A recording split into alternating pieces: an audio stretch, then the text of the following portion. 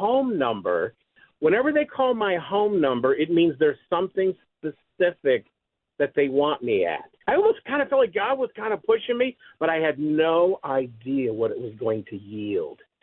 So I said, okay, I'll be there. I'm headed there. So I go to this scene. A seasoned officer is standing on the curb, and his right hand is shaking. And I walk up and I says, Officer so-and-so, I go, are you okay? He goes, Pastor Chuck, this is bad. Again, I've already been on 3. So I said, oh, okay. I said, just, and he kept going, I can't take you in the back because there's dogs. You got to go through the front. You got to go through the front. And I'm like, okay, all right, Officer Man, we'll go through the front. And everybody had to walk through this most horrific scene.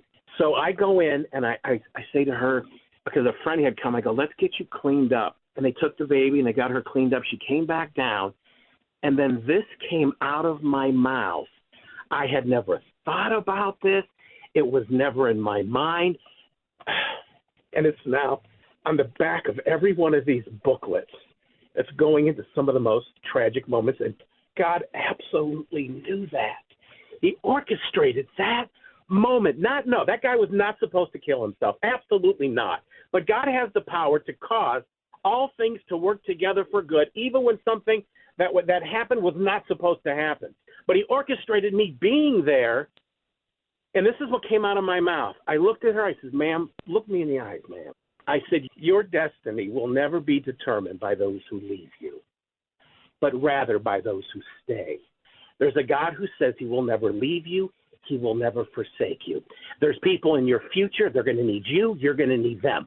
I'll say it again. Ma'am, your destiny will never, ever be determined by those who leave you, but by those who stay. Your child, your 2-year-old child, your other children, those individuals are going to need you. I'll say it again, ma'am. Your destiny will never, ever be determined by those who leave you, but rather by those who stay. And after I said that, she would send me an email. This would be a while after that. She says, you know, when you made that statement, she said, it just brought comfort. Didn't remove her from the situation, but it brought perspective and comfort in the moment. And then I'm thinking to myself, now, to be honest, I had to go and get some counseling. But think about this. There are some things that is the sacrifice greater than what God is calling you to do. The sacrifice is always greater. The mission is always greater than the sacrifice. The mission to get the gospel out, the mission to bind up every broken heart, the mission is greater than any sacrifice. And as long as you can keep saying that, as long as I can keep saying that, I'm going to keep pushing. And we've got other volunteers with no formal education doing exactly what I'm doing in the back of ambulance.